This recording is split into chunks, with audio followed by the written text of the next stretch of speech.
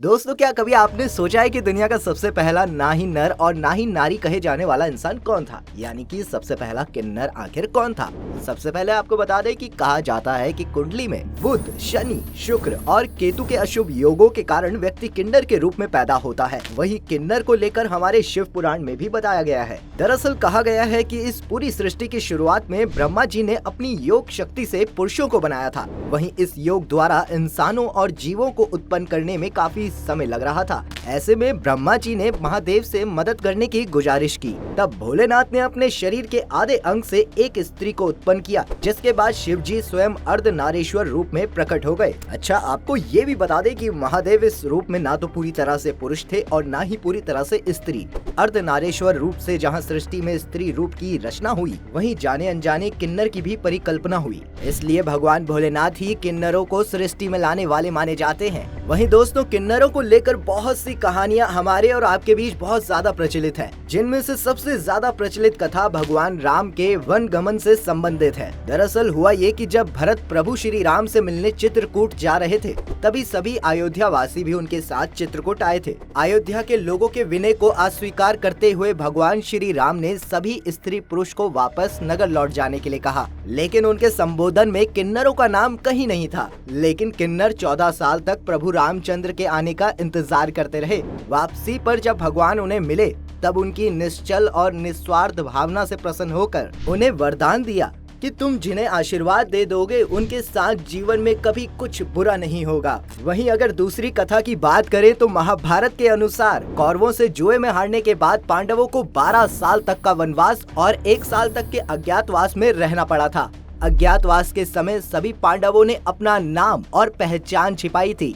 इस दौरान अर्जुन राजा विराट के महल में बृहन्नला यानी किन्नर रूप में रहे। अर्जुन किन्नर कैसे बने, इसके पीछे भी एक बहुत ही प्रचलित कथा है। दरअसल हुआ ये कि जब पांडव वनवास में थे, तब एक दिन माधव, यही भगवान श्री कृष्ण, उनसे मिलने पहुँचे। तब प्रभु ने अर्जुन से कहा कि युद्ध के समय तुम्हें दिव्य अस्त्रों की आवश्यकता पड़ेगी अर्जुन, इसलिए तुम देवताओं को प्रसन्न करो।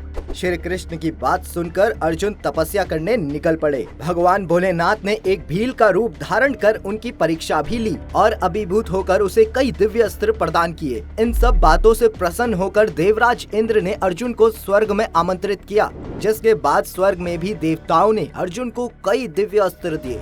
तब भगवान इंद्र ने अर्जुन को संगीत और नृत्य सीखने के लिए चित्रसेन के पास भेजा। चित्रसेन ने भगवान का आदेश पाकर अर्जुन को संगीत और नृत्य की कला में निपुण कर दिया। और वहीं जब अर्जुन संगीत और नृत्य की शिक्षा ले रहे थे, तब देवलोक की सबसे सुंदर अप्सरा उर्वशी उन पर मोहित हो गई। उर्वशी ने अर्जुन के सामने प्रणय निवेदन किया, लेकिन पुरुवर्ष की जननी होने के चलते अर्जुन ने उन्हें माता के समान बताया। ये बात सुनकर उर्वशी को क्रोध आ गया और उसने अर्जुन को 1 साल तक किन्नर बनने का श्राप दे दिया। जब ये बात अर्जुन ने भगवान इंद्र को बताई, तो उन्होंने कहा कि ये श्राप अज्ञातवास के दौरान वरदान का काम करेगा। श्राप के मुताबिक अज्ञातवास के दिनों में अर्जुन किन्नर के रूप में ही एक राजकुमारी की शिक्षिका बनकर रहे थे। इसके साथ ही आपको बता दें, इतिहास में आदि काल से त्रेता युग के रामायण और द्वापर युग के महाभारत में भी किन्नरों के सामाजिक उपस्थिति के सबूत मिलने के बाद भी व्यक्ति के रूप में समाज उन्हें उचित स्थान नहीं दे सका है। जब से दुनिया की रचना हुई है, तब से इस सृष्टि में किन्नर मौजूद हैं, जिसके बारे में कई पुराणों और पौराणिक कथाओं में वर्णन किया गया है। आज भी हिंदी साहित्य में किन्नर विमर्श अपरिपक्व अवस्था में है। लोग अभी भी उन्हें इस समाज का हिस्सा नहीं मानते हैं और आम जन ने कभी भी ये जानने का प्रयास नहीं किया कि किन्नरों को क्या और कैसा महसूस होता है। आपको ये भी बता दें कि किन्नरों के कुछ वर्ग भी होते हैं। जी हाँ, उन्हें 4 वर्गों में बांटा गया है: बुचरा, नीलिमा, मनसा और हंसा। संपूर्ण किन्नर समुदाय को संरचना की दृष्टि से 7 घरानों में बांटा जाता है। हर घराने के प्रधान को नायक कहा जाता है। ये सभी नायक ही अपने गुरु का चुनाव करते हैं। इतना ही नहीं, महाभारत के शिखंडी को भी इस समाज का प्रतिनिधि माना जाता है। तो दोस्तों, आज की वीडियो में बस इतना ही। अगर आपको हमारी ये वीडियो पसंद आई हो तो हमें कमेंट करके जरूर बताइएगा और वीडियो को ज्यादा से ज्यादा शेयर करिएगा, तभी हमें पता चलेगा कि आपको ये वीडियो कितनी ज्यादा अच्छी लगी।